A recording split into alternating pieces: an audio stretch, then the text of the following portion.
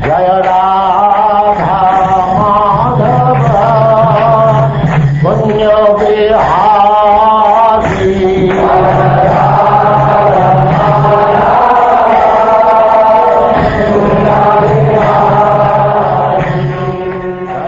And now chapter 30, the Gopis' search for Krishna.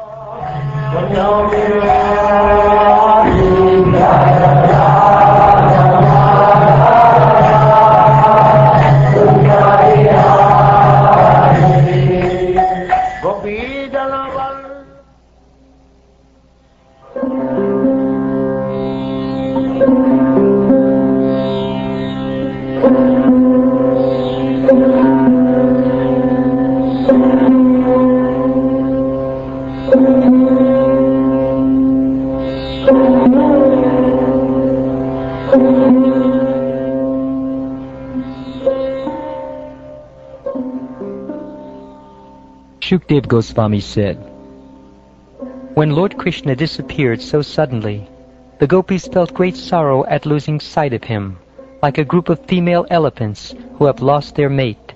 As the cowherd women remembered Lord Krishna, their hearts were overwhelmed by his movements and loving smiles, his playful glances and enchanting talks, and by the many other pastimes he would enjoy with them.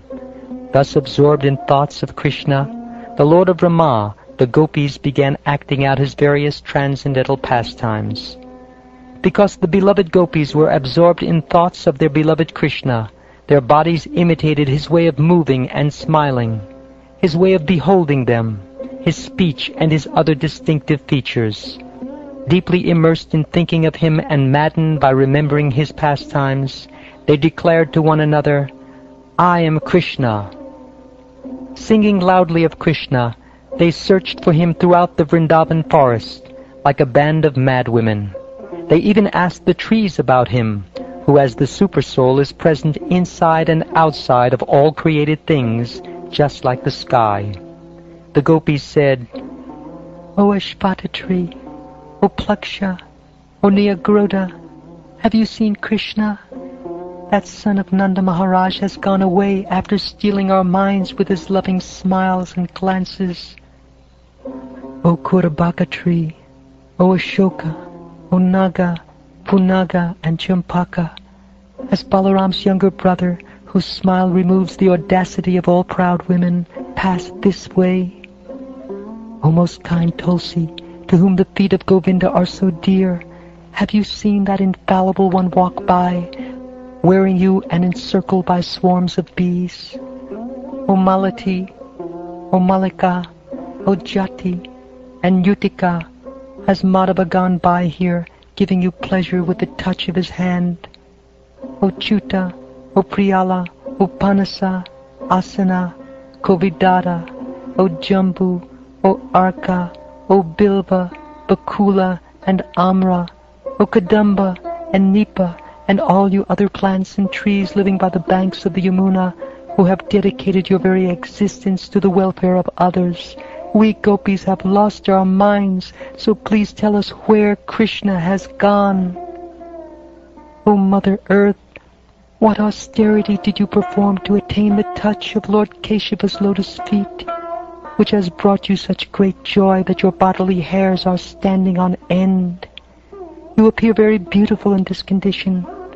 Was it during the Lord's current appearance that you acquired this ecstatic symptom? Or was it perhaps much earlier, when he stepped upon you in his form of the dwarf Vamanadev? Or even earlier, when he embraced you in his form of the boar Varahadev? O friend, wife of the deer, has Lord Achyuta been here with his beloved, bringing great joy to your eyes?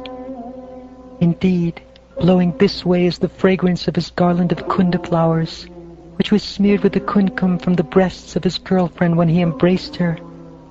O trees, we see that you are bowing down. When the younger brother of Ram walked by here, followed by intoxicated bees swarming around the Tulsi manjaris decorating his garland, did he acknowledge your obeisances with his affectionate glances? He must have been resting his arm on the shoulder of his beloved and carrying a lotus flower in his free hand. Let us ask these creepers about Krishna. even though they are embracing the arms of their husband, this tree. They certainly must have been touched by Krishna's fingernails, since out of joy they are manifesting eruptions on their skin.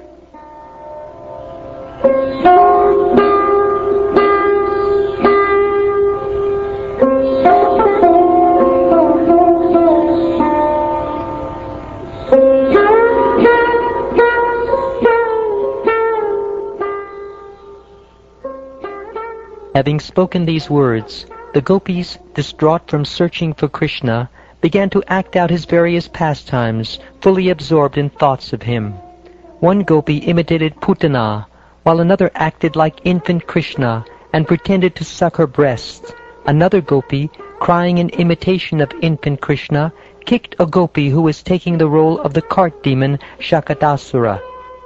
One gopi took the role of Trinavrita and carried away another, who was acting like infant Krishna, while yet another gopi crawled about, her ankle bells tinkling as she pulled her feet. Two gopis acted like Ram and Krishna in the midst of several others, who took the role of cowherd boys. One gopi enacted Krishna's killing of the demon Vatsasura, represented by another gopi, and a pair of gopis acted out the killing of Bakasura. When one gopi perfectly imitated how Krishna would call the cows who had wandered far away, how he would play his flute, and how he would engage in various sports, the others congratulated her with exclamations of, "Well done, well done." Another gopi, her mind fixed on Krishna, walked about with her arm resting on the shoulder of a friend and declared, "I am Krishna, just see how gracefully I move." "Don't be afraid of the wind and rain," said one gopi. "I will save you." And with that she lifted her shawl above her head. O king, one gopi climbed on another's shoulders and, putting her foot on the other's head, said, "Go away from here, O wicked snake! You should know that I have taken birth in this world just to punish the envious." Then another gopi spoke up, "My dear cowherd boys, look at this raging forest fire. Quickly close your eyes and I will easily protect you." One gopi tied up her slender companion with a flower garland and said, "Now I will bind this boy who has broken the butter pots and stolen the butter." The second gopi then covered her face and beautiful eyes, pretending to be afraid. While the gopis were thus imitating Krishna's pastimes and asking Vrindavan's creepers and trees where Krishna, the Supreme Soul, might be, they happened to see his footprints in a corner of the forest.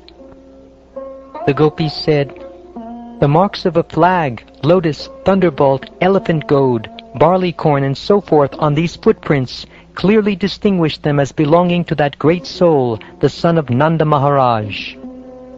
The gopis began following Krishna's path as shown by his many footprints.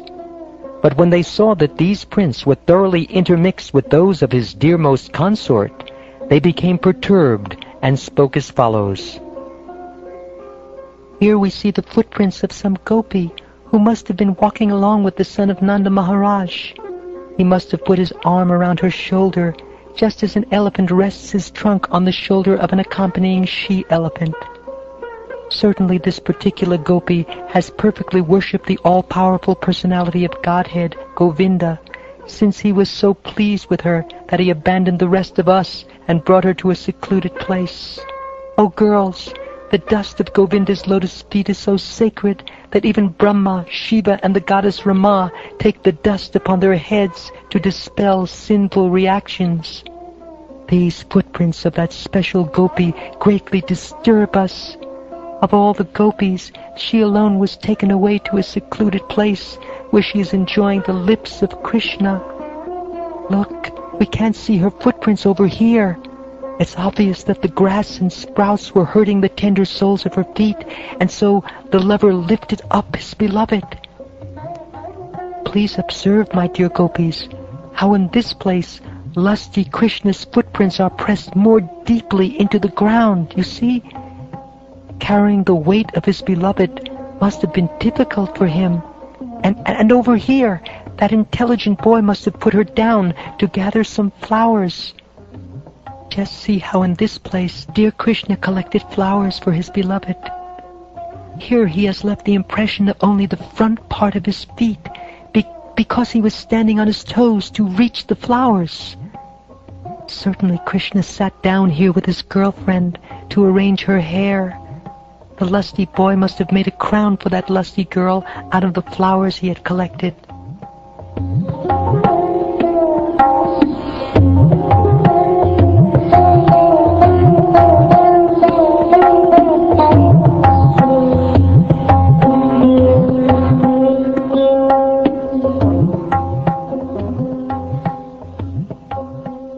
Lord Krishna enjoyed with that gopi, although he enjoys only within, being self-satisfied and complete in himself. Thus, by contrast, he showed the wretchedness of ordinary lusty men and hard-hearted women. As the gopis wandered about, their minds completely bewildered, they pointed out various signs of Krishna's pastimes. The particular gopi, whom Krishna had led into a secluded forest when he had abandoned all the other young girls, began to think herself the best of women. She thought, "My beloved has rejected all the other gopis, even though they are driven by Cupid himself. He has chosen to reciprocate with me alone." As the two lovers passed through one part of the Vrindavan forest, the special gopi began feeling proud of herself. She told Lord Keshava, "I cannot walk any further. Please carry me wherever you want to go." Thus addressed, Lord Krishna replied, "Just climb on my shoulder." But as soon as he said this, he disappeared. His beloved consort then immediately felt great remorse. She cried out, "O Master, my lover, O dearmost, where are you? Where are you? Please, O mighty armed one, O friend, show yourself to me, your poor servant."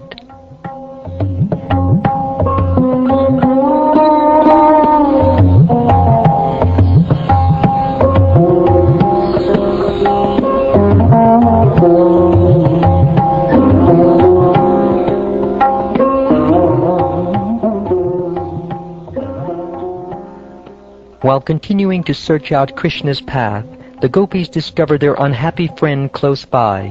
She was bewildered by separation from her lover.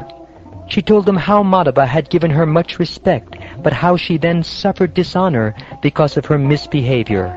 The gopis were extremely amazed to hear this. In search of Krishna, the gopis then entered the depths of the forest, as far as the light of the moon shone. But when they found themselves engulfed in darkness, they decided to turn back. Their minds absorbed in thoughts of him, they conversed about him, acted out his pastimes, and felt themselves filled with his presence. They completely forgot about their homes as they loudly sang the glories of Krishna's transcendental qualities. The gopis again came to the bank of the Kalindi. Meditating on Krishna and eagerly hoping he would come, they sat down together to sing of him.